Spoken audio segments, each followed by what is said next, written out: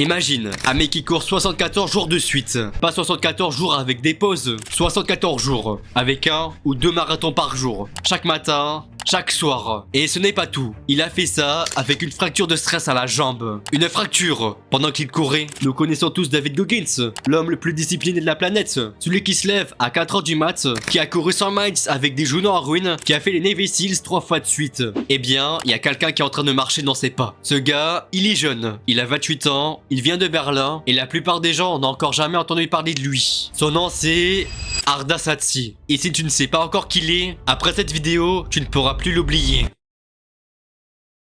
Arda Saatchi, né le 6 septembre 1997 à Berlin, en Allemagne. Ses parents ont des racines turques. La plupart de sa famille vit encore à Istanbul. Lui, il a grandi dans les quartiers de Lichtenfels et de Charlottenburg, au cœur de Berlin. Allemand de naissance, turc de cœur et citoyen du monde par ses exploits. L'histoire d'Arda, elle ne commence pas dans le running, elle commence dans le foot. Dès l'âge de 6 ans, il joue au football. Et il ne va pas à moitié. Il veut devenir professionnel. Il s'entraîne comme un fou. Il sacrifie ses sorties, ses amis, son enfance presque. Il a joué avec les U19 du Berliner AK, puis au SV Adultersdorf. Désolé pour la prononciation, mais à 18 ans, le rêve s'effondre. Une blessure met fin à sa carrière avant même qu'elle ne commence. Imagine, travailler des années pour un rêve et se le voir disparaître du jour au lendemain. C'est dévastateur. Arda, lui, il tombe, mais il ne reste pas au sol. Il reprend des études en gestion d'entreprise. Il travaille dans la construction, dans une agence immobilière. Il se met à la boxe, à la musculation, à la natation. Et un jour, il commence à courir. Ce qui devait être juste un exutoire devient une obsession. Il s'entraîne 2 fois par jour. Il optimise son alimentation, son sommeil, chaque détail de sa vie. Il s'impose une discipline de moine, 30 heures d'entraînement par semaine. Il commence à se faire appeler le fitness cyborg et les gens commencent à regarder. Aujourd'hui, Arda a plus de 2,5 millions d'abonnés sur les réseaux sociaux. Il partage sa vie sur YouTube avec une transparence totale. Ses entraînements, ses exploits, ses moments de doute. Et les gens s'y trouvent parce qu'il ne joue pas un personnage,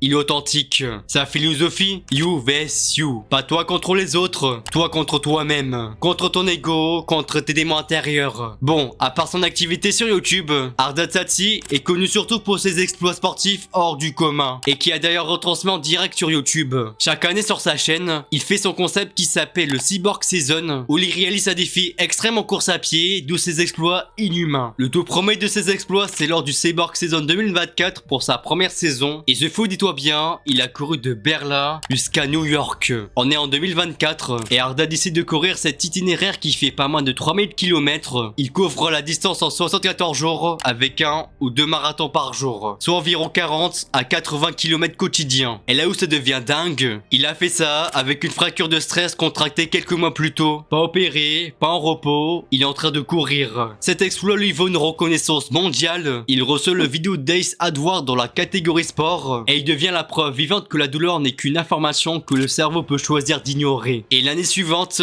il tape encore plus fort. Il s'attaque au Japon, 3028 km du nord au sud en 43 jours, soit l'équivalent de 2 marathons par jour, tous les jours pendant plus d'1 mois. Ce qui était déjà une performance de dingue en 2024, il le surdépasse en 2025. Plus vite, plus efficace, plus fort. Arda n'est pas en train de stagner, il est en train de progresser. Et ça, c'est peut-être qui fait le plus peur. En effet, le petit Arda ne s'arrête pas là. Et en mai 2026, il frappe encore un grand coup. Lors du Cyborg Season 2026, il va parcourir près de 600 km en pleine vallée de la mort, l'endroit le plus infernal d'Amérique. Et cela se confirme sur le terrain. Des températures avoisinant les 40 degrés, route à 60 degrés, humidité entre 10 et 20%. Il perdait jusqu'à 1,5 litre de sueur par heure. Il brûle environ 75 000 calories sur l'ensemble du défi. Pour garder la cadence, il devait absorber jusqu'à 90 grammes de glucides et 1000 mg de sodium par heure et un apport journalier d'environ 15 000 calories. Presque comme un cycliste du Tour de France,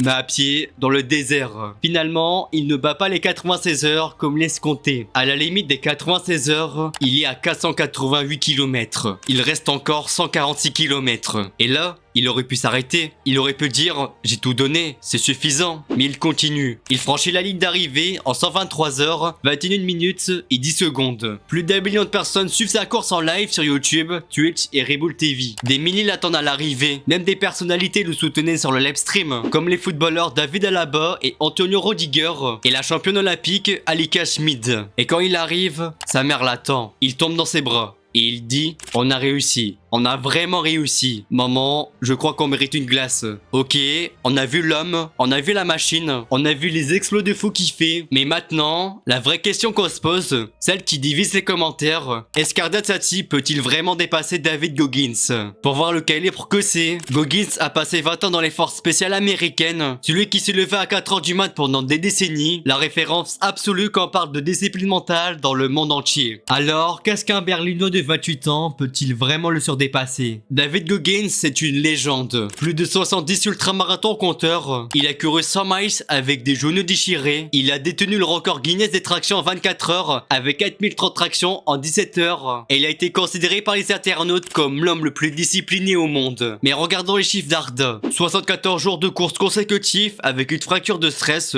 72 marathons en 43 jours au Japon, 14 marathons enchaînés en 123 heures dans des conditions extrêmes, plus d'1 million de téléspectateurs en live. Et ce n'est pas une comparaison directe, les contextes sont différents. Goggins c'est la compétition et les courses officielles. Arda c'est les défis d'ultra d'endurance autour du globe. Mais en termes de volume de souffrance acceptée, Arda est dans la même catégorie. Comparer des records sur le papier c'est une chose, mais il y a un facteur que les statistiques ne peuvent pas effacer. Le temps qui passe. En 2026, David Goggins a maintenant 51 ans. Il est toujours actif. En 2025, il a fait son retour sur les ultra trail après 5 ans d'absence en participant à la Bifolk 200. Il termine 23e au classement général et 18e dans sa catégorie d'âge. Encore impressionnant pour quelqu'un de 50 ans. Mais la biologie le rattrape. À 51 ans, même le mental le plus fort au monde doit compenser avec le corps qui vieillit. Arda, lui, a 28 ans. Il est au début de qui semble être sa meilleure décennie. Sauf que réduire seulement la comparaison à l'âge, ça serait trop réducteur. Non, ce qui différencie Arda de Goggins, ce n'est pas la performance physique, c'est la connexion avec sa communauté. Goggins inspire la dureté, la rigueur absolue, la solitude presque militaire dans son approche. C'est puissant, mais ça met quand même une barrière avec sa communauté. Arda, lui, il est avec toi. Il pleure en live, il reconnaît ses failles, il partage ses doutes. Et 350 000 personnes le regardent en direct à 3 h du matin dans le désert, et elle ne bouge pas. C'est un type de leadership différent, peut-être plus adapté à l'époque dans laquelle on vit. Maintenant, je vais pas te mentir, il y a quand même une nuance à se faire que tout le monde oublie. C'est que David Goggins a construit quelque chose que peu d'humains ont jamais construit. Une légende, un mythe vivant, de livres qui ont changé des millions de vies, un héritage.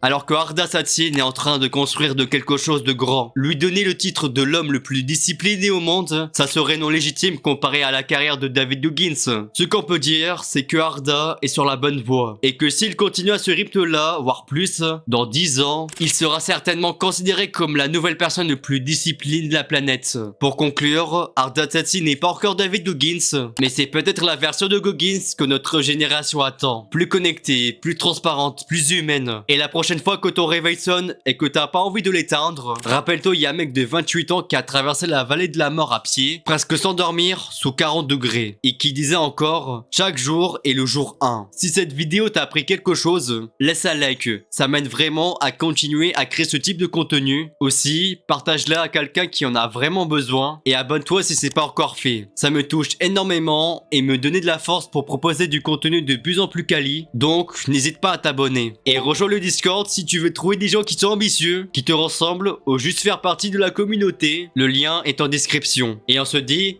à la prochaine!